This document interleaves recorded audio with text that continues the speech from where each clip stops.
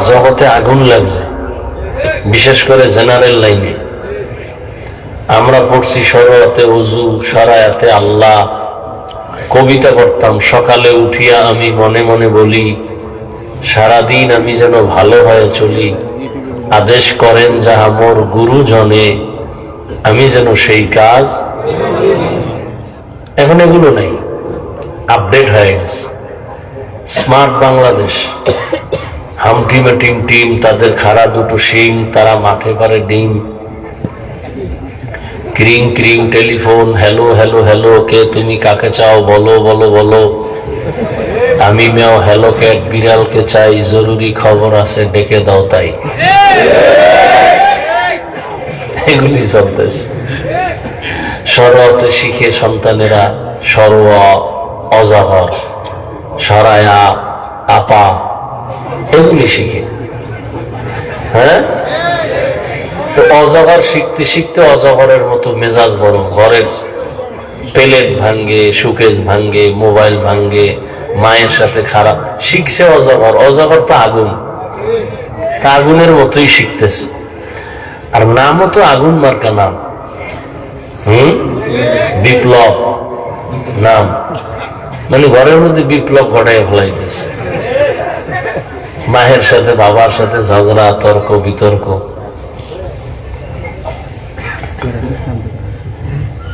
আদর্শ লিপি যে পড়ছি 10 পৃষ্ঠার, সারা বাংলাদেশ খুঁজলেও এই 10 পৃষ্ঠার একজন হাফেজ নেই।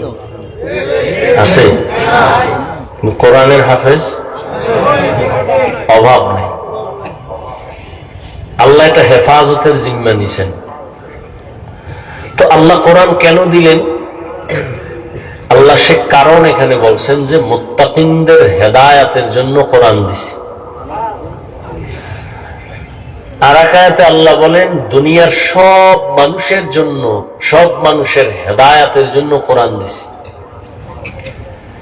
শাহরু রমাদানাল্লাযী উনজিলা ফীহিল কুরআন হুদাল লিন-নাস ওয়া বায়িনাতিন মিনাল হুদা ওয়াল ফুরকান। এখানে আল্লাহ বলেন দুনিয়ার সব মানুষের জন্য আমি কোরআন দিছি। কিসের? সব মানুষের হেদায়াতের জন্য। আর এর আগে কি বললাম? মুত্তাকিন যারা, এদের হেদায়েতের জন্য। কোরআন আল্লাহ কেন অবতীর্ণ করছেন তার আরেকটা আয়াত পাওয়া যায়। وَنُنَزِّلُ مِنَ الْقُرْآنِ مَا هُوَ شِفَاءٌ وَرَحْمَةٌ لِلْمُؤْمِنِينَ وَلَا يَزِيدُ الظَّالِمِينَ إِلَّا خَسَارًا। আল্লাহ বলেন আমি কোরআন পাঠাইছি ঔষধ হিসেবে। ঔষধ, অনুনাজ্জিল বারবার অবতীর্ণ করেছি। আনজালনা আর নাজ্জালনার মধ্যে ব্যবধান। আনজালনা আমি একবার অবতীর্ণ করেছি, নাজ্জালনা আমি বারবার অবতীর্ণ করেছি। মা হুয়া শিফা, কোরআন থেকে ওই জিনিস যেটা ঔষধ। তাহলে কোরআন হলো দুনিয়ার মানুষের জন্য কি? ঔষধ। তো ঔষধ যদি হয় তাহলে ঔষধ সেবন করে সুস্থ না অসুস্থ? তাহলে আয়াত বলে পৃথিবীর প্রত্যেকটা মানুষ অসুস্থ। কেন? মানুষের ঈমান নাই, সে জাহান্নামে যাবে। ঈমান না থাকার কারণে সে অসুস্থ, আল্লাহর রহমতের দরজা থেকে বঞ্চিত।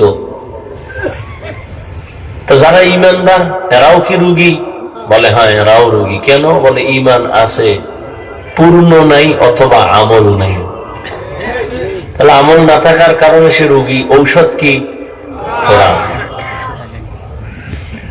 বলে আমলও করে, সেও কি রোগী? বলে হ্যাঁ। কেন? বলে আমল আছে ঠিক, কিন্তু ইখলাস নাই, তাকওয়া নাই। তাহলে তার জন্য ঔষধ কি? কোরআন।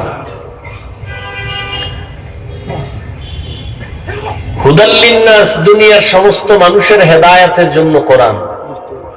দুনিয়ার সমস্ত মানুষ কি হেদায়েত পেয়েছে? বলেন না। আল্লাহর ওয়াদা কই? আল্লাহ তো বলেন আমি কোরআন দিলাম দুনিয়ার সব মানুষের হেদায়েতের জন্য। সব মানুষ হেদায়েত পাইল না কেন? দুনিয়ার সব মানুষ বাদ দেন, আমাকে বাংলাদেশেরই তো হয় না। বাংলাদেশ বাদ দেন, ফ্যান্ডেলে কত হেদায়েতের বাইরে হয়ে রয়েছে। বিড়ি টিড়ি টাইম না খারাইছে, কি কই হনবে। ফজরও পড়ে নাই, জোহরও পড়ে নাই, আসরও পড়ে নাই, মাগরিব পড়ে নাই, এশাও পড়ে নাই। আল্লাহ কবুল করলে ফজরও পড়বে না। তাহলে আল্লাহর ওয়াদা, দুনিয়ার সব মানুষের হেদায়েতের জন্য কোরআন দিলেন। তো আমি কি ফ্যান্ডেলের দিয়ে হেদায়েত পাই না? বিষয় কি? আর ফ্যান্ডেল বাদ দেন, আমার ঘরের মানুষ, আমার আত্মীয় স্বজন সব কি হেদায়েত পাইছে? আমার আত্মীয়র মধ্যে কতজন আছে এত বুজুর্গগিরি ভালো না, কওমি মাদ্রাসায় পড়ে লাভ নাই বলনেওয়ালা আমার আত্মীয়র মধ্যে আছে, আপনার ঘরেও আছে। তাহলে আল্লাহর ওয়াদা গেল, হেদায়েত পাইল না কেন? এর সংক্ষেপ জবাব একেবারে এক শব্দে, দুনিয়ার মানুষ কেন হেদায়েত পায় না? এর সংক্ষেপ জবাব, এই দুনিয়ার সব মানুষ হেদায়েত চায় না। চায়? উদাহরণ দেই, দেখেন তো মিলেনি। এই নিয়ে এত মানুষ, মিথ্যা কথা বলা হারাম, এখানে জানে না কেউ? জানে। গালি দেওয়া হারাম, গীবত করা, চুরি করা, নাচ দেখা, গান শোনা হারাম, হত্যা করা, চুরি করা, ডাকাতি করা, মানুষ হত্যা, মা বাবার সাথে বেয়াদবি, সবাই জানে না? 5 ওয়াক্ত নামাজ ফরজ, যাকাত দেওয়া ফরজ, হজ করা ধনীর জন্য ফরজ, সবাই জানে না? জানার পরও মানে? তাহলে জানে মিথ্যা বললে গুনাহ হবে, আর পরও বলে, তাহলে ইচ্ছা করেই গুনাহ করে। কি বুঝা গেল যে হেদায়েতের পথ আছে, কিন্তু সে হেদায়েত চায় না। এজন্য আল্লাহ বলেন, এজন্য পায় না। মান ইয়াহদিহিল্লাহু ফালা মুদিল্লা লাহু ওয়া মান ইউদ্লিলহু ফালা হাদিয়া লাহু। আল্লাহ বলেন, আমি যাকে হেদায়েত দিব সে পেয়ে যাবে, যাকে দিব না সে পাবে না। লাগছে আর এক ভেজাল। কি ভেজাল? আল্লাহর ওয়াদা, আমি যারে দিব সে পাবে, যাকে দিব না তাকে সে পাবে না। তাই না? আল্লাহ আমাকে হেদায়েত দেয় না, আমরা পাই না, আমগো দোষ কি? সব আল্লাহর দোষ। আল্লাহ দেন, আল্লাহ নিজে বলেন আমি দিলে পাবে, না দিলে। মান ইয়াহদিল্লাহু ফাহুয়াল মুহতাদ ওয়া মান ইউদ্লিল ফালান তাজিদ লাহু ওয়ালিয়াম মুরশিদা। আল্লাহ চাইলে হেদায়েত পাবে, আল্লাহ না চাইলে সে হেদায়েত পাবে তো দূরের কথা, হেদায়েত পাওয়ার কোন মুরব্বিও পাবে না, মুর্শিদ পাবে না। তো স্পষ্ট কোরআনের কথা, আল্লাহ হেদায়েত দিয়ে পাবে, তো আল্লাহ দেয় না, আমরা পাই না, দোষ আমাকে কি? এই জন্য বাতিলরা বলে পুতুল যেমনি নাচায় তেমনি নাচে, পুতুলের কি দোষ? এখন আল্লাহ হেদায়েত দেয় না পায়, এটা কথার আরো স্পষ্ট আওয়াজ আছে কোরআনে। কি? মান ইউরিদিল্লাহু আন ইয়াহদিয়াহু ইয়াশরাহ সাদরাহু লিল ইসলাম।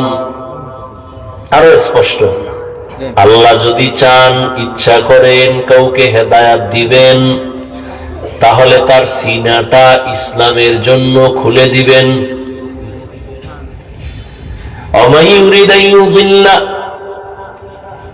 আর যদি আল্লাহ ইচ্ছা করেন কাউকে হেদায়েত দিবেন না, তার সিনাটা ইসলামের জন্য খুলবে না। ভালো করে বুঝেন, আল্লাহ যদি ইচ্ছা করেন কাউকে হেদায়েত দিবেন, তাহলে তার সিনাটা ইসলামের জন্য খুলবে।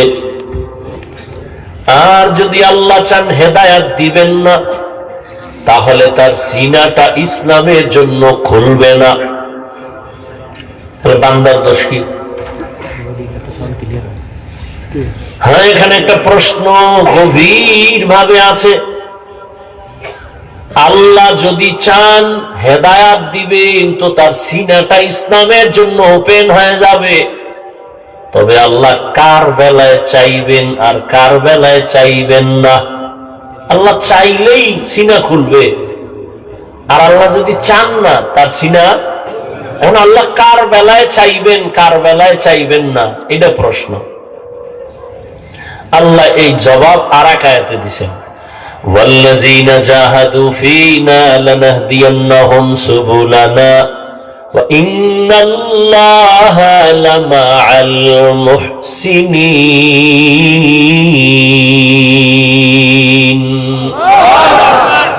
ওয়াল্লাযীনা জাহাদু ফীনা, যারা চূড়ান্ত ভাবে হেদায়াতের চেষ্টা করবে, লানাহদিয়ান্নাহুম সুবুলানা আয় লানুবাসসিরান্নাহুম তুরুকানা, আমি আল্লাহ তার সামনে অনেকগুলো হেদায়েতের পথ খুলে দিব। তাহলে আল্লাহ কার বেলা ইচ্ছা করবেন হেদায়েতের যে সিনা খুলবে, কার বেলা ইচ্ছা করবেন না হেদায়েতের সিনাও খুলবে না। যে আল্লাহর কাছে চাইবে, চেষ্টা করবে হেদায়েতের জন্য, আল্লাহ বলেন লানাহদিয়ান্নাহুম সুবুলানা, আমি হেদায়েতের অনেক রাস্তা খুলে দিব। যে চেষ্টা করবে না তার জন্য খুলব না। ফলাফল কি দাঁড়াইলো? আল্লাহ কারে হেদায়েত দিবেন, কারে দিবেন না। যেই বান্দা চাইবেন সে পাইবেন, যে চাইবে না। যেই নবীজির চেহারা এক নজর যদি মোহাব্বতের নজরে তাকায়, জাহান্নামের আগুন হারাম। কেমন মায়ার নবী আমার, এক নজর দিয়া যদি তাকাইতো পেটের ক্ষুধা নিবারণ হয়ে যাইত। আম্মা জান আয়েশা রাদিয়াল্লাহু আনহা বলেন, এশার নামাজের পর আমি একটা সুই সুতা নিয়ে সেলাই কাজ করতেছিলাম, চিকন সুই। হঠাৎ বাতি নিভে গেছে, তেল নাই, সুইটাও ভরে গেছে, আর খুঁজতেও পারি না।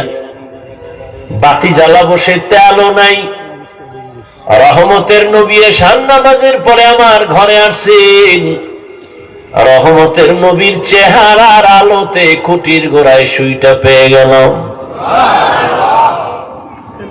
কেমন মায়ার নবী আমার। গর্তের পিপিলিকা আরজি পেশ করে, হে আল্লাহ একটু তোমার ঘর বাইতুল্লাহ দেখাও, মদিনার রওজা একটু ঘুরায় দাও। গর্তের সাপ অপেক্ষা করে নবীর চেহারা মোবারক এক নজর দেখবে। হিজরতের রাতে ওই সাপ ওই গর্তে ছিল, আবু বকর আটকায় দিছে, দেখতে পারবে না বিদায় আঘাত করছে। দীর্ঘদিন পর্যন্ত ওই সাপ অপেক্ষায় ছিল গর্তে রহমতের নবীরে দেখবে। সেই নবীকে একদিন আর 2 দিন না, সামনে বসে 13 বছর দেখছে। নবীজির সুন্দর বয়ান শুনছে, কিন্তু কালেমা পড়ে নাই। এত বড় বেঈমানের নাম জানেননি? কে?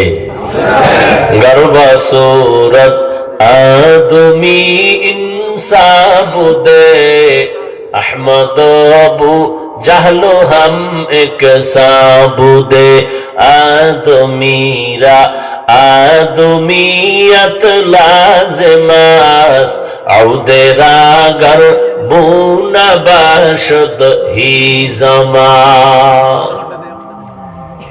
এই একটা প্লাস্টিকের মূর্তি লইয়া এই প্যান্ডেলের মধ্যে কেমন ওয়াজের নিয়ত, এখন এরা বলে হেদায়েত চায়।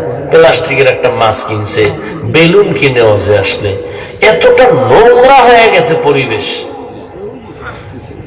কাকে বলবো? সব জায়গার হালাত বড় খারাপ। খুব একটু খেয়াল করেন, আপনি পিছে যান কেন? আপনি আকাম কম করেননি?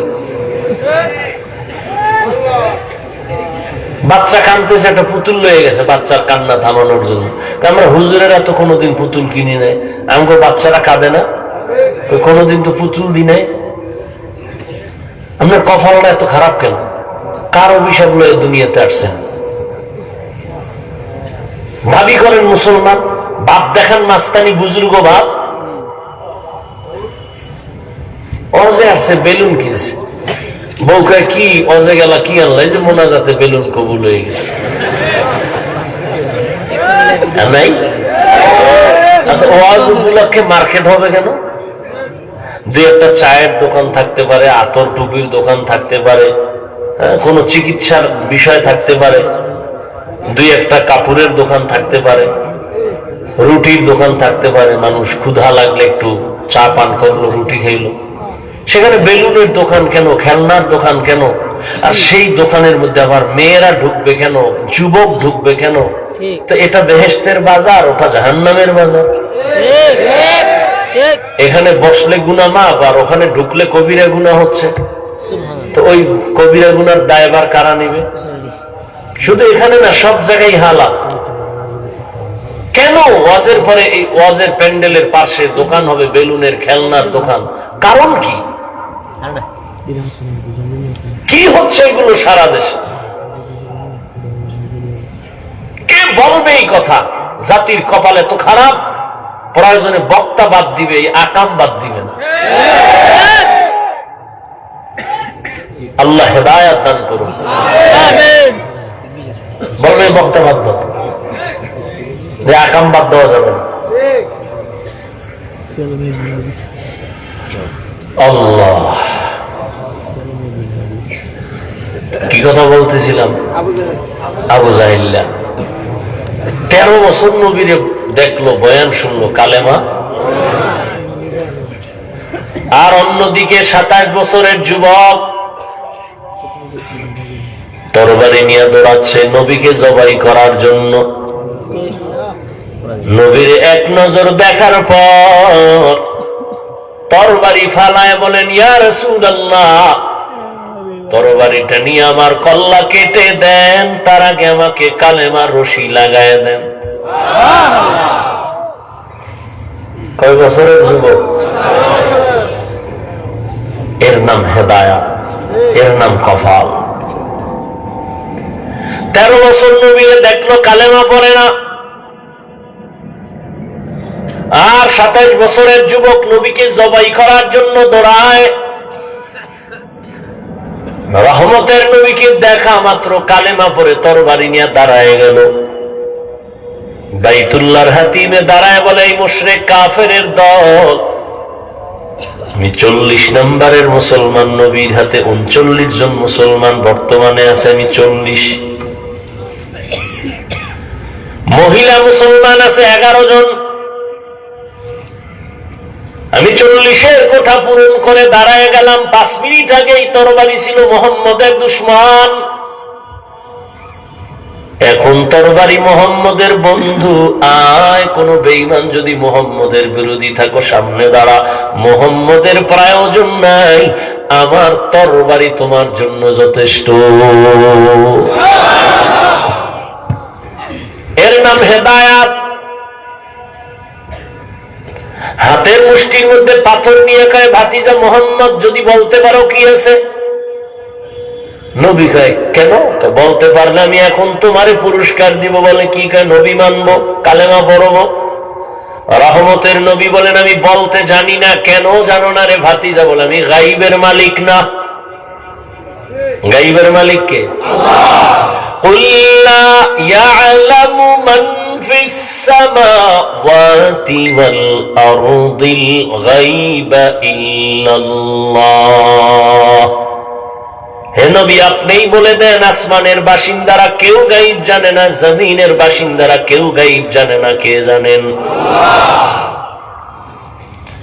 রহমতের নবী বলেন, আমি বলতে জানি না। চাচা আবু জাহাল, তোমার হাতে কি আছে? তবে নবী বললেন, এই হাতের মধ্যে কি আছে একটু আওয়াজ দে। রহমতের নবী কথা বলা মাত্র পাথরগুলো কালিমায়ে শাহাদাত পড়া শুরু করলো। আবু জাহিল্লা পাথরটি মাটি ফালায়, তুমি এত বড় জাদুকর, এটা তো আগে জানতাম না। মান ইয়াহদিল্লাহু ফাহুয়াল মুহতাদ ওয়া মান ইউদ্লিল ফালান তাজিদা লাহু ওয়ালিয়াম মুরশিদা। কপাল বড় খারাপ। মাওলা কানে ধরে ওয়াজের প্যান্ডেলে নিয়ে আসছে, কিন্তু কপাল খারাপ।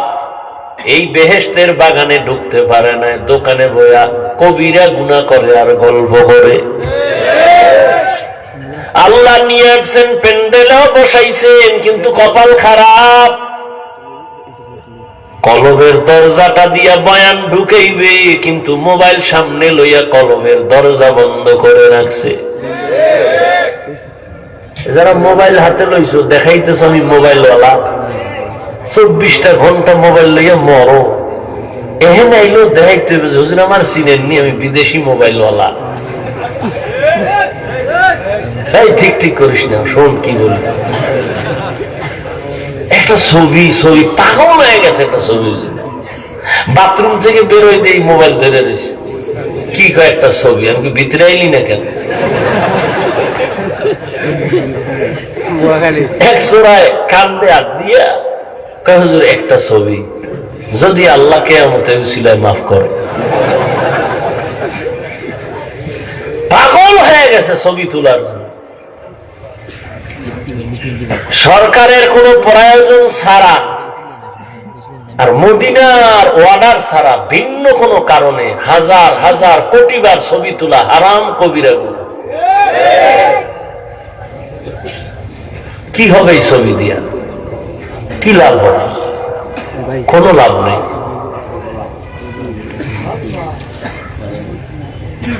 বড় রহমতের নবীর আদর্শ মতো চলো, জীবনটা ধন্য হয়ে যাবে।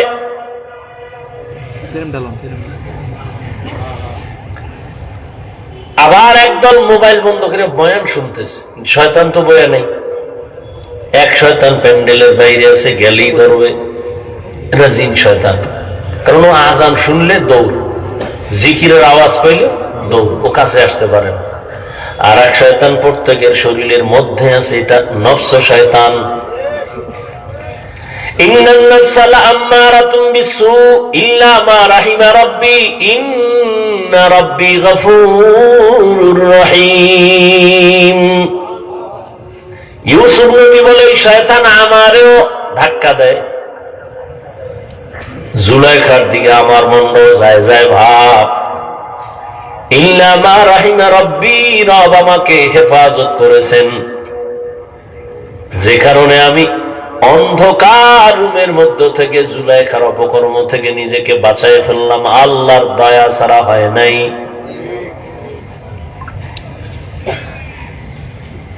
আর এক শয়তান আছে আঙ্গুর সাথে চলে সবসময়, মানুষ শয়তান, মিনাল জিন্নাতি। বলবে এত তাড়াতাড়ি ইবাদত করে লাভ কি, এত নামাজ দিয়ে হবে কি, এত সওয়াব রাখবো কই, এত তাড়াতাড়ি বুজুর্গ হয়ে লাভ কি, বিয়ে শাদী কইরা লাভ করছে, এবার না না সন্তান হইয়া লোক হইছে, এইবার না বড় হোক। এইভাবে ধোঁকা দিয়া দিয়া বহু মানুষ শয়তান আমাদেরকে জান্নাতের পথ থেকে দূরে রাখছে। এই জন্য আল্লাহ বলেন, আমি মুত্তাকিনদের হেদায়েতের জন্য কোরআন দিলাম। মনে আছে না? কোরআন কেন দিয়েছেন তার তিনটা কথা কইছি।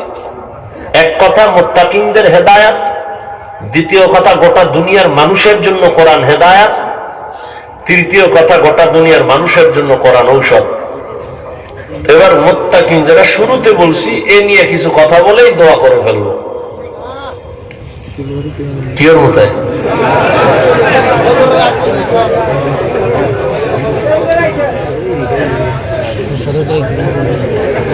মুত্তাকি কারা? যার মধ্যে থাকে তাকওয়া। তাকওয়া মানে আল্লাহর ভয়। কার ভয়? এই যে ভয়টার নাম তাকওয়া, ভয়টা থাকে অন্তরে। কোথায়? যার অন্তরে থাকে তার নাম কি? মুত্তাকি। অন্তরে তাকওয়া থাকে। নবী বলেন আত-তাকওয়া হা হুনা, আত-তাকওয়া হা হুনা, আত-তাকওয়া হা হুনা। তাকওয়া মানে আল্লাহর ভয়, এটা অন্তরে থাকে, অন্তরে থাকে, অন্তরে থাকে। থাকে মানে জন্মলগ্ন থেকে থাকে না, এটা অর্জন করা লাগে। তাকওয়া মানে আল্লাহর ভয়। আমি যদি আপনাদের প্রশ্ন করি আপনারা কারা কারা আল্লাহকে ভয় করেন, সবাই দোনো হাত উঁচু করবে। কিছু চালাকরা পাও আলগি দিবে,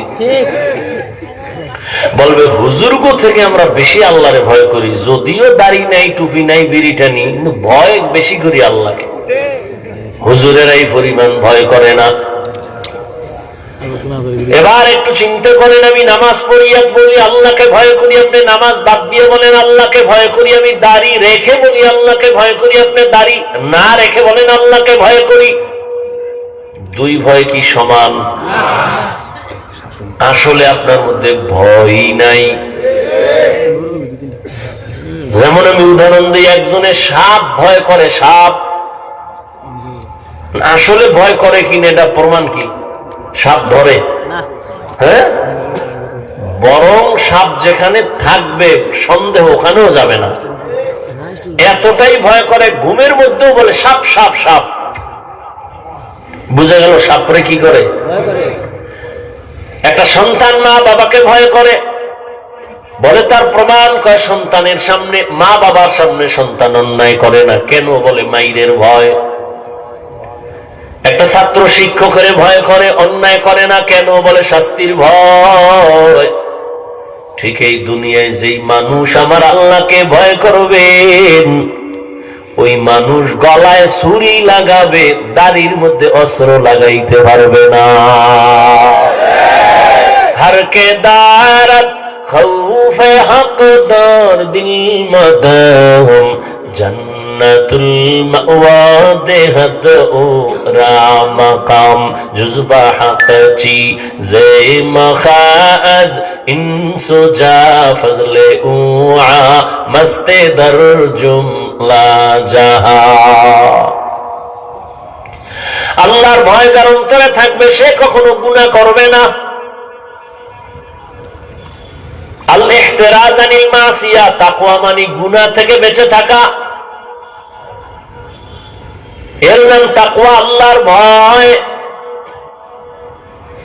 এই তাকওয়া থাকবে অন্তরে। কোথা থেকে তুমি তাকওয়া নিয়ে অন্তরে ঢুকাইবা? তাকওয়ার ঠিকানা কি? লিকুল্লি শাইইন মা'দিনুন ওয়া মা'দিনুত তাকওয়া কুলুবুল আরিফিন। প্রত্যেকটা ভালো জিনিস রাখার গোডাউন আছে, তাকওয়ার গোডাউন হলো আল্লাহর প্রিয় বান্দাদের কলব। তাদের সাথে সংযোগ লাগায় দেও, তারা যখন নেক নজর দিয়া তাকাবে কলবের মধ্যে তাকওয়ার পাওয়ার ঢুকবে, কারণ আল্লাহওয়ালাদের নজরে পাওয়ার আছে। গাঞ্জাখোরের নজরে পাওয়ার আছে না? একটা গাঞ্জাখোর বেনামাজি, খুব খেয়াল করো, গাঞ্জাখোর বেনামাজি দেখ গাভীর দুধ দোয়াইতেছে, একজনে বালতি ভরে গেছে 20 কেজি, ও কপাল হাত দিয়ে কয় ওরে দুধ, পরের দিন 1.5 কেজি। আছে না ভাই? গাছে নারিকেল, অনেক নারিকেল, এত নারিকেল, পরের দিন থেকে নারিকেল নাই। শুধু কি তাই, একটা বাচ্চা অসুস্থ, সুন্দর চেহারা, এত সুন্দর, নজর লেগে গেছে। এটার কাছে বদ নজর। কি নজর? আপনারা দেখেন না আপনাদের এলাকায় কদু গাছ লাগায় না? বিভিন্ন ফসলের জমিনে জুতা টানায়, জুতা দেখছেন? কেন? জুতা টানাইলে জুতার বরকতে কদু বড় হবে। জুতা টানায় কেন? কারণ বরকতি জুতা নমরুদ্দের গালে লাগছে, কত বরকত। কেন জুতা টানায়? বদনজর থেকে হেফাজতের জন্য। কার বদনজর? বেআমলওয়ালা গাঞ্জাখোর বেনামাজি। আচ্ছা, একটা বেনামাজি গাঞ্জাখোরের চোখের নজর লাগলে একটা বাচ্চার মধ্যে যদি রিয়াকশন হয়, তাহলে একজন তাহাজ্জুদওয়ালা, জিকির করেনওয়ালা, তাকওয়াওয়ালা নেক নজর দিলে কেন অ্যাকশন হবে না? হবে না? পৃথিবীর একজন চিকিৎসা বিজ্ঞানী, নাম অনেক শিক্ষিতরা জানেন, বু আলী সিনা, চিকিৎসা বিজ্ঞানীদের মধ্যে একজন। তিনি একদিন কোন এক এলাকায় এক ব্যক্তি অসুস্থ, তার ঝাড়ফুঁক দিতেছে, তার সামনে এক বুজুর্গ, বু আলী সিনার সামনে সে বসা, পাশে একজন বুজুর্গ একটা রোগীরে ঝাড়ফুঁক দিতেছে, শরীর মেসেজ করতেছে আর ফু দিতেছে। বুজুর্গ আল্লাহওয়ালা। তো বু আলী সিনা সে চিকিৎসা বিজ্ঞানী, সে পাশে বইয়ে কয় আপনি করেন কি? এই ফুফা দানিতে কি হইব? বুজুর্গ মানুষ তো কথা কম কয়, আর যেটা কয় কলিজা সাদা করে ফেলা। চুপ করে রইছে, ও বক বক করতেই আছে। এই এটি কি হইব, কি হইব? তুমি গাধা, এটি বুঝবা না। এত বড় চিকিৎসা বিজ্ঞানী বু আলী সিনা, তাকে যখন এই কথা কইছে, মাথা ঠান্ডা, পুরা গরম। এত বড় সাহস আপনি হুজুরে এই কথা কেমনে করলেন? দুনিয়ার মানুষ আকাম করে, সমস্যা নেই, হুজুরের হাতে একটা সিরা টাকা দিল, হুজুরে কেমনে করলেন এই আকামটা? সব দোষ হুজুর।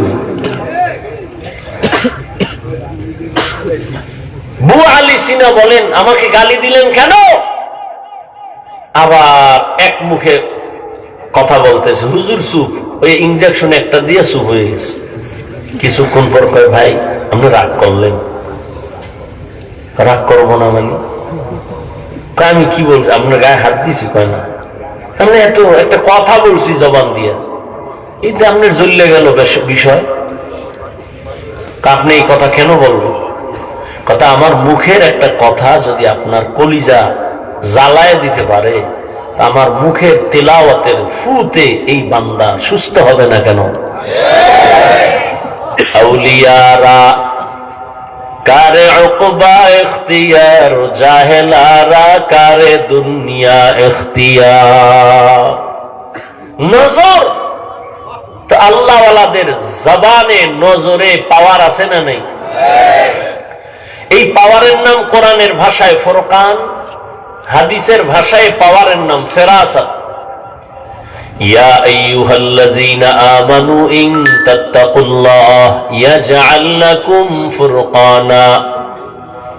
قال النبي صلى الله عليه وآله وسلم اتقوا فراسة المؤمن فإنه ينظر بنور الله। আল্লাহ কোরআনে বলেন, যারা তাকওয়ার উপরে মুজাহাদা করে আমি আল্লাহ তাদেরকে পাওয়ার দান করি। ওই পাওয়ারের নাম হলো ফুরকান। মা মানাল ফুরকান হুয়া নূরুম মিন ইলাহি। আল্লাহর দেওয়া নূরের একটা আলোর নাম ওই পাওয়ার, আল্লাহর দেওয়া নূর। নবীজি হাদিসে বলেন, তোমরা ভয় আর সতর্ক থাকো, আল্লাহর প্রিয় বান্দাদের ফেরাসাতের পাওয়ার বড় মারাত্মক। তোমরা যা দেখো না, আল্লাহর প্রিয় বান্দারা সব কিছু তা দেখতে পায়। চামড়ার চোখ দিয়ে দেখে না, আল্লাহর নূরের পাওয়ার দিয়ে দেখেন। খলিফাতুল মুসলিমিন ওমর ফারুক রাদিয়াল্লাহু তাআলা আনহু তিনি খুতবা দিতেছেন, হঠাৎ একটা অপ্রাসঙ্গিক আওয়াজ দিলেন জবানের দ্বারা, ইয়া সারিয়াতাল জাবাল, ইয়া সারিয়াতাল জাবাল, ইয়া সারিয়াতাল জাবাল। ও সারিয়া, পাহাড় পাহাড় পাহাড়। ওমরে ফারুক যেখানে আওয়াজটা দিছেন ওখান থেকে 2000 কিলোমিটার দূরে ছিল সারিয়া। ইরানের মধ্যে যুদ্ধ চলন্ত অবস্থায় ছিল। সারিয়াকে জিজ্ঞাসা করা হলো, ও সারিয়া, ওমরের আওয়াজটা তুমি শুনছো কিনা বলো। বলে, হ্যাঁ, কাছে বৈশা যেমন শোনা যায় এমনই আমি শুনতে পেয়েছি। আল্লাহ পাক রব্বুল আলামিন আল্লাহর প্রিয় বান্দাদের পাওয়ার দান করেন, তাকওয়ার পাওয়ার। এদের নেক নজর লাগাইও অন্তরে তাকওয়া, আল্লাহর ভয় চলে আসবে। আর যাদের অন্তরে আল্লাহর ভয় চলে আসবে, ওই বান্দা কখনো গুনার কাছেও যাবে না। তাহলে এতক্ষণ আলোচনায় কি বুঝলাম? তাকওয়া যার অন্তরে থাকে সে মুত্তাকি। মুত্তাকি মানে সে গুনাহ করে। এবার আমাকে বলেন তো, যে গুনাহ করে না সে কি হেদায়েতের উপরে আছে না নাই? বলেন। তাহলে যে গুনাহ করে না সে তো হেদায়েতের উপরে আছে, সে তো হেদায়েতের উপরে থাকার কারণে সে মুত্তাকি, ঠিক না? কোরআন কেন বলল মুত্তাকিনদের হেদায়েতের জন্য কোরআন দিলাম? মুত্তাকিন তো হেদায়েতের উপরেই আছে। কোরআন শরীফ আবার কিসের হেদায়েত করবে মুত্তাকিনদের? কথা বুঝেন নাই? মুত্তাকিন কারা? যারা গুনাহ করে না। তো যে গুনাহ করে না সে তো হেদায়েতের উপরে আছে, সে তো মুত্তাকি। হুদাল্লিল মুত্তাকিন, মুত্তাকিনদেরকে কোরআন হেদায়েত করবে, তার মানে সে তো হেদায়েতের উপরেই আছে। এর দুই জবাব। এক নাম্বার জবাব, হেদায়েতের উপরে থাকাটা সফলতা না, বড় অনেক অনেক অনেক অনেক সীমাহীন ভয়, না জানি কখন আবার লাইন থেকে পড়ে যায়। এই ভয় নাই? বড় বড়রাও কিন্তু লাইন থেকে পড়ে গেছে। ইতিহাস আমাদের নজরে অভাব নাই, ভালো মানুষও লাইন থেকে পড়ে গেছে। পৃথিবীর একজন জগৎ বিখ্যাত আল্লাহর প্রিয় বান্দা জুনায়েদ বাগদাদী রহমাতুল্লাহ আলাইহি নাম শুনছেন? তার একজন সাথী ভাই আরো বড় ইলম ওয়ালা বুজুর্গ শায়েখ শিবলি রহমাতুল্লাহ আলাইহি। জুনায়েদ বাগদাদী কেমন মনে হয়? ভালো মানুষ না? কি সন্দেহ আছে? শিবলি বলেন না কেন? আচ্ছা, এই ভালো মানুষগুলো কত দামি, এদের পীর কেমন হইতে পারে? আরো ভালো। সেই পীরকে তদানীন্তন সময় ইরাকে তার খানকা ফোরাত নদীর পাড়ে মুরিদের সংখ্যা সেই সময়ে 40,000। মুরিদগুলোর সাইজ কেমন? দাড়ি কেমন না, সুদখোর, ঘুষখোর। জুনায়েদ বাগদাদী তার মুরিদ। এই জুনায়েদ বাগদাদীর পীর, এইরকম মুরিদ আছে 40,000। পীরটা কেমন? এক টানা 30,000 হাদিস সনদ সহ মুখস্থ। কয় হাজার? যেই লোকটা 30,000 হাদিসের হাফেজ, কি মনে হয় সে কোরআনের হাফেজ না? বলেন না কেন? এত বড় একজন আল্লাহওয়ালা, নাম হলো আবু আব্দুল্লাহ আন্দলুসি রহমাতুল্লাহ আলাইহি। এই বান্দা, ইতিহাস আমি বলবো না, এক পর্যায়ে গিয়া সে লাইনচ্যুত হয়ে গেছিল। জুনায়েদ বাগদাদীর কাফেলা, শায়েখ শিবলির কাফেলা কান্না করে করে দীর্ঘ 1 বছর পরে আবার আল্লাহ ফিরাই দিছে। কেমন লাইনচ্যুত হয়েছিল? 24 ঘন্টা পাগড়ি মাথায়, এডি ফালাইয়া প্যান্ট শার্ট টাই লাগাইয়া মাথায় ক্যাপ লাগাইছে খ্রিস্টানে। বিস্তারিত ঘটনা বলার সময় নাই। তাহলে মুত্তাকিনরা তো হেদায়েতের উপরে আছে, তবে ভয় কখন যেন লাইনচ্যুত হয়ে যায় বলা যায় না। আল্লাহ কয়, আমি আল্লাহ মুত্তাকিনদের কোরআন দিলাম হেদায়েতের জন্য, তার মানে আমি তাকে মজবুতির মাকাম দান করব, ইস্তেকামতের মাকাম দান করব। সে যেন আমার কুদরতের চাদরে আটকায় থাকে, কখনো হেদায়েত থেকে লাইনচ্যুত হয়ে না যায়। আমি হেদায়েতের চাদরে আটকায় দিব, সে লাইনচ্যুত হবে না, ইস্তেকামতের মাকাম দান করব। আল ইস্তেকামাতু খায়রুম মিন আলফি কারামা। ইস্তেকামত এত দামি সম্পদ যে খাঁটি আল্লাহওয়ালার হাজারো কারামত থেকে দামি। এজন্য নবীজি বারবার আল্লাহর কাছে ওই হেদায়েত চাইতেন, কি যে হেদায়েত মুস্তাকিম। আল্লাহুম্মা ইহদিনাস সিরাতাল মুস্তাকিম। আল্লাহ এমন হেদায়েত দাও যে হেদায়েতের মধ্যে দৃঢ়তা আছে, স্থিরতা আছে, লাইনচ্যুত হওয়ার ভয় নাই, এমন হেদায়েত দাও আল্লাহ। এই অর্থে বলেন, আমি মুত্তাকিনদেরকে হেদায়েত দিয়ে কোরআন পাঠাইলাম।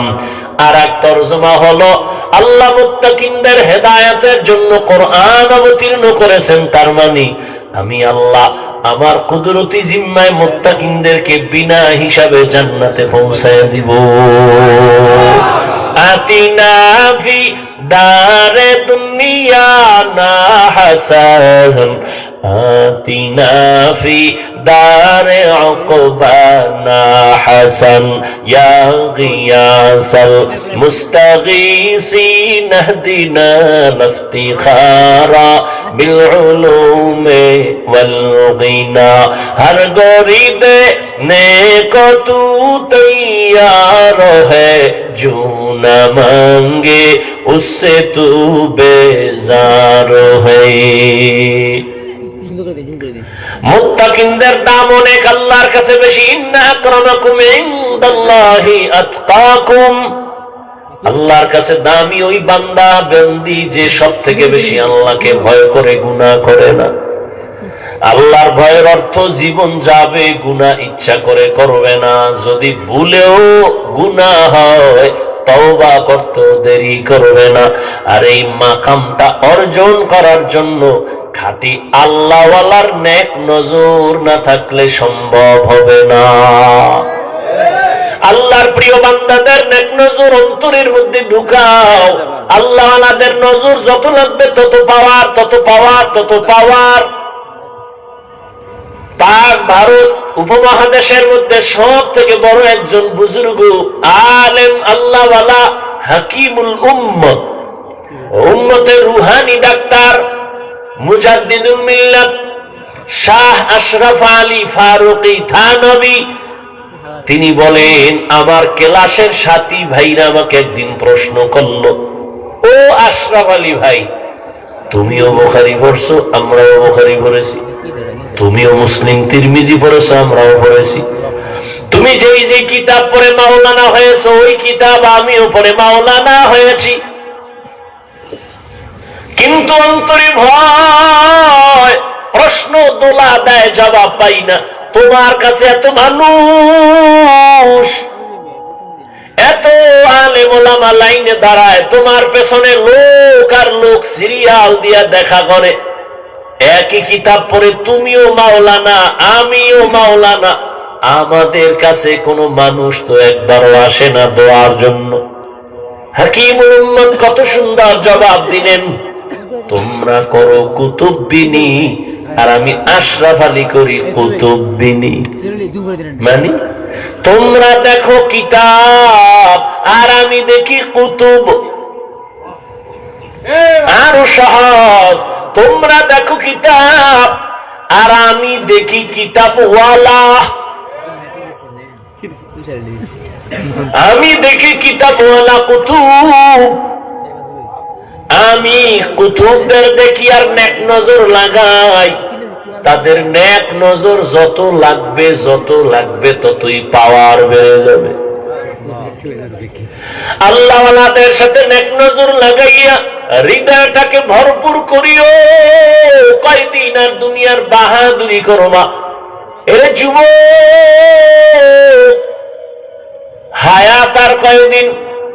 চোখের সামনে শুধু যুবকের লাশ আর লাশ আর লাশ, গাড়ির নিচে লাশ, পানির নিচে লাশ, ঘুমের বিছানায় লাশ, করোনায় কত লাশ, ডেঙ্গুর মহামারীর কত লাশ, ছাত্র জনতার বৈষম্য বিরোধী আন্দোলনে কত লাশ।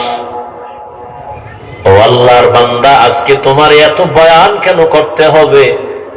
তাবলীগওয়ালাদের মেহনত চলে, পীর মাশায়েখের মেহনত চলে, বক্তাদের মেহনত চলে, এত বয়ান এত বয়ান এত বয়ান, এরপরেও কেন নামাজ নাই, রোজা নাই, পর্দা নাই, দাড়ি নাই, টুপি নাই? রে যুবক, কার পেছনে পইরা কোন স্বার্থে দাড়ি রাখো না বলো? কার পেছনে ঘুরে কি পাওয়ার আশায় নামাজ ছাড়ছো বলো? আমি বলে যাই, লিখে রাখ, যার পেছনে ঘুরো এরা সব চান্দাবাজ আর ধান্দাবাজ। যার পেছনে ঘুরতেছে না সব চান্দাবাজ আর ধান্দাবাজ, কেউ তোর আপন না। অসুস্থ হয়ে এক সপ্তাহ বিছানায় পইরা থাক, তোর খবর আর নিবে না। স্বার্থে আঘাত দিলে দেখবি দল থেকে নাম কাটবে না, কল্লা কেটে ফেলবে। এর নাম সোনার বাংলার রাজনীতি। ওই চান্দা বাজার ধান্দাবাজ, চান্দা দিবি শান্তি, চান্দা দিবি না তোরে সাইজ করে ফেলবে। অতএব যার পিছনে ঘুরা দাড়ি কাটছো, নামাজ ছাড়ছো, কেউ তোর আপন না। আল্লাহর জাতের কসম, এই জমিনে তোর কলিজার আপন নিঃস্বার্থ একমাত্র উলামায়ে কেরাম।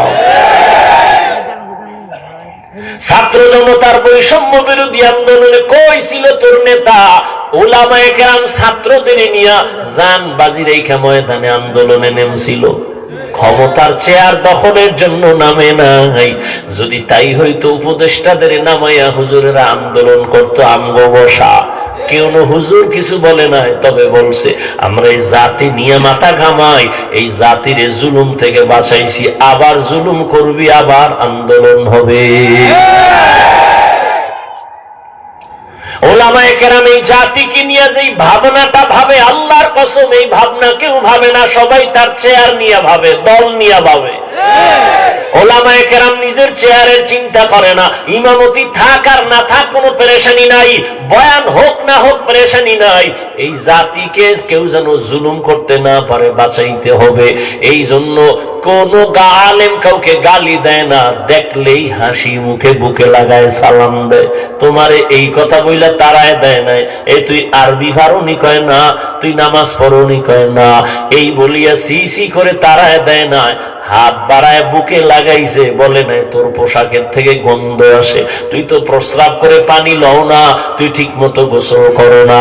এগুলো ভাইবা কোন আলেম তোমাকে সালাম থেকে ফিরায় নাই, বুকে লাগানো বন্ধ করে নাই, বরং কলিজা দিয়া দোয়া করে, মোহাব্বত করে, কোন দিন তুমি একটু নামাজের মুসাল্লায় দাঁড়ায় যাইবা। বিনিময় কিছু চাইছে? সরকারি চাকরি করে, বেসরকারি চাকরি করে, ডিউটি কয় ঘন্টা করে? 8 ঘন্টা, বেতন কত? নিম্নের ডাকাও 20,000, টেবিলের তলে কত মুক্তা তো এমনি আছে। কিন্তু একজন ইমাম সাহেব মসজিদে ডিউটি করে কয় ঘন্টা? কথা কও, বেতন কত? হ্যাঁ, 8,000, 10,000, 6 মাস বাকি। সভাপতি দেয় 100 টাকা, তাও ঠিক মতো মাসে মাসে দেয় না। সেক্রেটারি সাহেব কত দেয়? 50 টাকা। এই ইমামের রিমান্ডে রাখছে 24 ঘন্টা। একক তো নামাজে না থাকলে রিক্সাওয়ালাও কয় হুজুর গেছিলেন কই? হুজুর কয় কে তুমি? কবি রিক্সা ড্রাইভার, এত পাওয়ার কেন? কয় 5 টাকা মাসে বেতন দেই। এই পাওয়ার, এরকম বেয়াদব নাই? এরপরেও কি ইমাম সাহেব কোনদিন গালি দিছে কেউ? মোনাজাতে বরদোয়া করছে, কলিজা দিয়া দোয়া করে, ও আল্লাহ এলাকায় শান্তি দাও, ব্যবসা যারা করে বরকত দাও, চাকরি যারা করে বরকত দাও, অসুস্থ রোগীরে মাফ করো, সুস্থ বানাও, কবরওয়ালাদের জান্নাত দাও। কেমনে কেমনে দোয়া করে দেখছেন? এ টাকা দিয়ে কিনা যায়? আহ, চিনলেন না সে আলেমদের? যদি চিনতেন বিরোধিতা করতেন না। আল্লাহ হেদায়েত দান করুন। ও যুবক বাবারা, এখনো সময় আছে, তওবা করিও। আমরা ওলামায়ে কেরাম আমগো স্বার্থ নিয়ে বলছি যে খালি আমগোই ভালোবাসবে, আর কেউ রে বাসবি না বলছি, বরং আমগো সব লাইনে কথা। ও যুবক বাবা, মা বাবার সাথে কোনোদিন বেয়াদবি করবা না, কপাল পুড়ে যাবে। শিক্ষকের সাথে বেয়াদবি করবা না, শিক্ষার হালাত বরকত থেকে বঞ্চিত হয়ে যাবা।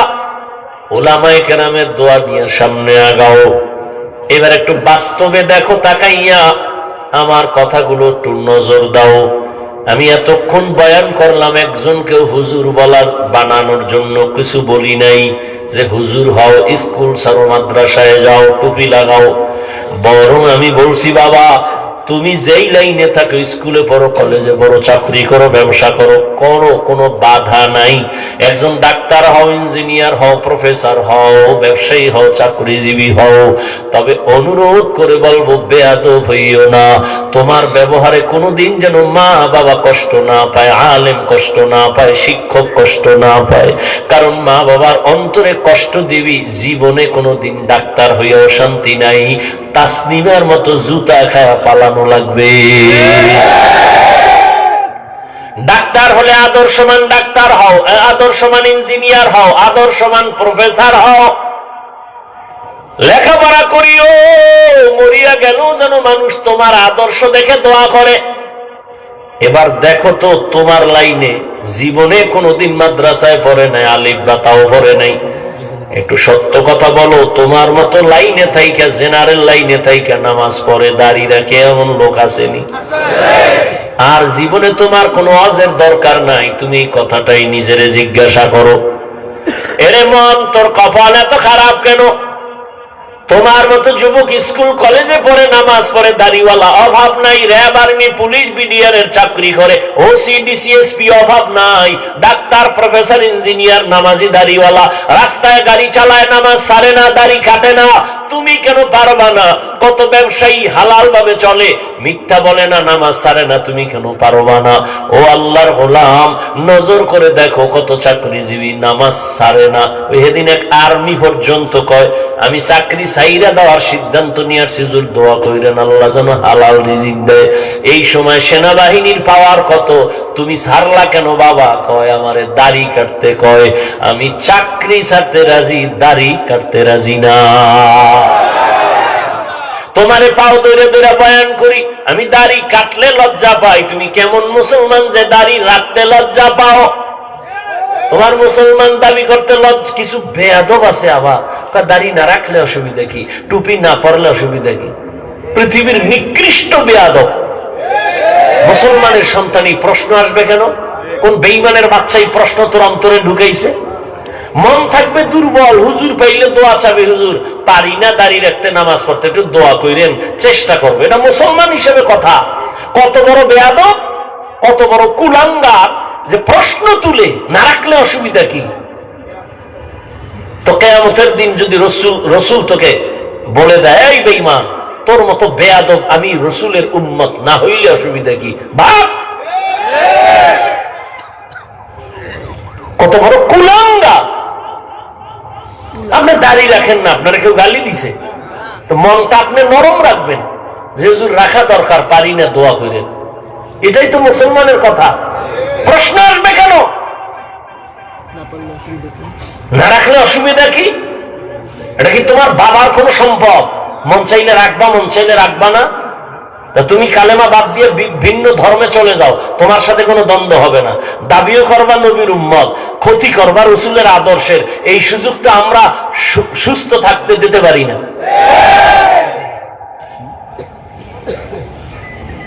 অন্যায় করো, দুর্বল থাকো, দোয়া চাও, মা বাবার দোয়া নাও, শিক্ষকের দোয়া নাও। জেনারেল লাইনে তোমার মতো হাজারো বান্দা আছে দাড়িওয়ালা নামাজি। ঢাকা কলেজে যাও, জাহাঙ্গীরনগরে যাও, কলেজের ছেলে পাগড়িওয়ালা দাড়িওয়ালা, পিছন থেকে তাকাইলে মনে হয় মসজিদের কোন ক্ষতি। কেউ তোমার এই রং কেন? আলেমের নেক নজর লাগছে, তো রং পাল্টে গেছে। উলামায়ে কেরামের নেক নজর নিয়ে এখনো সময় আছে, সামনে আগাও। আবারও বলে গেলাম, ডাক্তার হইও, তবে আদর্শবান ডাক্তার হইও। মা বাবারে কষ্ট দিও না, শিক্ষকের সাথে বেয়াদবি করিও না, উলামায়ে কেরামের বিরোধিতা করে নিজের জীবনটাকে নষ্ট করিও না রে বাবা।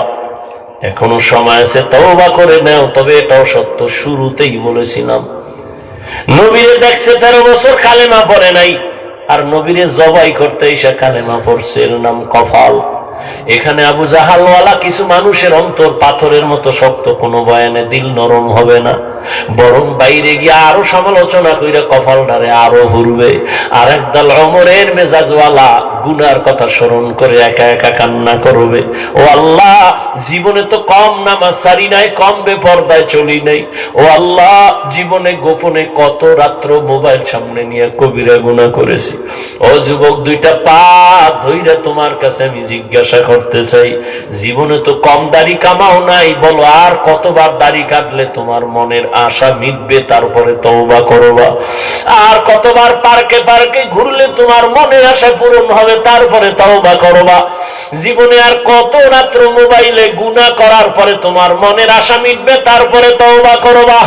জীবনে আর কত মেয়ের চরিত্রের উপরে হামলা করার পরে তোমার মনের আশা মিটবে, তারপরে তুমি তওবা করবা? তোমার হায়াত আছে কয়দিন জানো? কত যুবক ঘরের বিছানায় দরজা বন্ধ করে ঘুমায় গেছে, সকালবেলা মা ডাকছে, বাবা ওঠো নাস্তা করো, দেখে দরজা খুলে না, মা চিৎকার দিয়ে বলে সন্তান আর জিন্দা নাই। ঠিকই দরজা ভেঙ্গে দেখে সন্তান এক ঘুমে চির ঘুম হয়ে গেছে। সকালবেলা সন্তান বলে, আম্মু বাইক লইয়া যাইতেছি, একটু ওই চনপাড়া বাজারে যাইতেছি, আমার এক বন্ধুর সাথে দেখা করার জন্য, আসবি কখন? কয় 1 ঘন্টা পরে।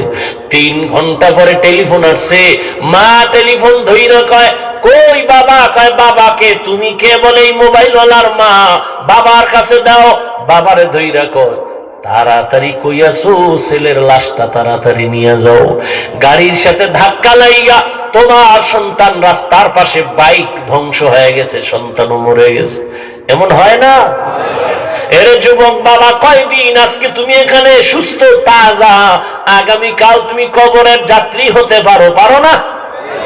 এই ভয় নিয়ে যদি রাতের বেলা ঘুমাও, যে ঘুমের মধ্যে যদি আজরাইল আসে, এই চিন্তা কইরা যদি ঘুমাইতি, কানের মধ্যে গানের তার লাগায় ঘুমাইতে পারতি না। আজরাইল এসে যদি দেখে তোর কানের ভেতরে গানের তার লাগানো, একটু চিন্তা করো মুসলমান হিসেবে আমার আল্লাহর কাছে কি জবাব দিবা? ও যুবক, আমিও তো তোমার মতো প্যান্ট শার্ট টাই পরে যদি দাড়ি কেটে রাস্তায় ঘুরতাম, কেউ আমারে বাধা দিত না রে বাবা। কিন্তু এত কষ্ট, এত গালি, এত বিরোধিতার পরে কেন এই লাইন ছাড়ি না? আল্লাহর কোরআন সত্য, গুনাহগারের জন্য জাহান্নাম তাও সত্য, নেক আমলওয়ালার জন্য জান্নাত। ও আল্লাহর বান্দা, আমরা নবীর আদর্শ মানার কারণে সম্মান তো কমে নাই। ও যুবক, এখনো সময় আছে, তওবা করো। পর্দার আড়ালের মা বোনেরা, আপনাদের মতো ধন্য কে আছে? আপনারা সাহাবায়ে কেরামদের মায়ের মতো দামি মা, আম্বিয়ায়ে কেরামদের মায়ের মতো দামি মা।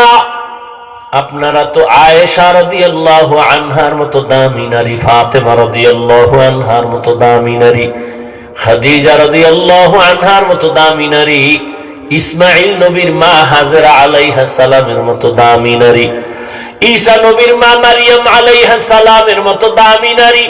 আরে আম্মা জান, এই জমিনে এক নিকৃষ্ট বেঈমান ফেরাউন, জানেননি তার নাম? এই বেঈমান ফেরাউনের স্ত্রীর নামটা কি জানেন? আরে আম্মা জানেরা, এত বড় বেঈমান ফেরাউন মিশরের চেয়ারে বসে আল্লাহর বিরুদ্ধে গিয়া নিজের খোদা দাবি করলো, অথচ তার ঘরে তার আপন স্ত্রীর পাওয়ার কত। কিন্তু সব কিছু লাত্তি মেরে ওই আসিয়া আল্লাহর পেয়ারা বান্দি হয়ে জান্নাতি হলো। নবীজি বলেন, কিয়ামতের দিন জান্নাতে আসিয়ার সাথে আমার বিবাহের ব্যবস্থা হয়ে যাবে। এরে আম্মা জানেরা, আপনার স্বামী তো ফেরাউনের মতো খারাপ না। আপনি কি পারতেন না নামাজ পড়ে আপনার স্বামীর জন্য দোয়া করতেন? ও আল্লাহ, আমার স্বামী দিন নাই রাত নাই কষ্ট করে নিজের শান্তির জন্য না, যত কামাই রুজি করে সব আমাদের শান্তির জন্যই করে। ও আল্লাহ, তুমি হেফাজত করো, কামাইতে বরকত দান করো। স্বামী ঘরে আসলে সালাম দিতেন, আর নামাজের জন্য বলতেন, নামাজ পড়ার জন্য। আর যদি বলতেন, স্বামী আমার মা বাবার মোহাব্বত বাদ দিয়া তোমার সংসারে চলে আসছি, খেয়ে থাকলে আসি, না খেয়ে থাকলে আসি, তবে তোমার কাছে আমার জীবনের দাবি। হারাম টাকা ঘরে ঢুকাইবা না, অবৈধ মাল ঘরে আনবা না, কারণ অবৈধ মাল দিয়া রক্ত নাপাক করব না, সন্তানের রক্ত নাপাক করতে দিব না। আম্মা জান যদি স্বামীরে বুঝাইতেন, কোন স্বামী হারাম টাকা ঘরে নিতে পারত না, হারাম মাল ঘরে ঢুকাইতে পারত না। কারণ হারাম টাকার খানা যদি সন্তান খায়, ওই সন্তান কোনোদিন মা বাবার কোনো উপকারে আসবে না, খেদমত করবে না। এরে আম্মা জানেরা, এখনো সময় আছে, তওবা করেন। আপনার মতো কত মা এখনো পাওয়া যাবে এলাকায়, পর্দা রক্ষা করে চলে, নামাজ পড়ে, স্বামীর মাল হেফাজত করে, সন্তানগুলো আদর্শওয়ালা বানানোর চেষ্টা করে, মোবাইলে চরিত্র বিক্রি করে না। এরে আম্মা জান, আপনি কেন পারবেন না? এখনো সময় আছে, তওবা করেন। বৃদ্ধ বাবাজি, আপনার মতো কত বুড়ারা মসজিদে গিয়ে নামাজ আদায় করে, আপনি কেন পারবেন না? এখন থেকে তওবা করেন। ও যুবক বাবা, ওই মা বাবার দোয়া নিয়া, উলামায়ে কেরামের পরামর্শ নিয়া, নবীর তরিকা মেনে শিক্ষকের দোয়া নিয়া চলবা। আর দাড়ি কাটবা না, বেপরদায় চলবা না, মা বাবারে কষ্ট দিবা না, কোনদিন আর নবীর তরিকার বাইরে চলবা না। স্কুলে কলেজে পড়ো, চাকরি করো, ব্যবসা করো, নামাজ আর ছাড়বা না। তওবা করার মতো যদি কারো অন্তর তৈরি হয়, মুনাফিকি না থাকে, খাঁটি তওবার নিয়ত যাদের আছে, দুটো হাত আল্লাহকে দেখাইয়া দাও। আয় আল্লাহ, হাতগুলো কবুল করে নেন, তওবা কবুল করে নেন। তওবার উপরে মজবুত হইয়া চলার মতো তৌফিক দান করেন, আমিন। আলহামদুলিল্লাহি রাব্বিল আলামিন। والصلاة والسلام على سيد الأنبياء والمرسلين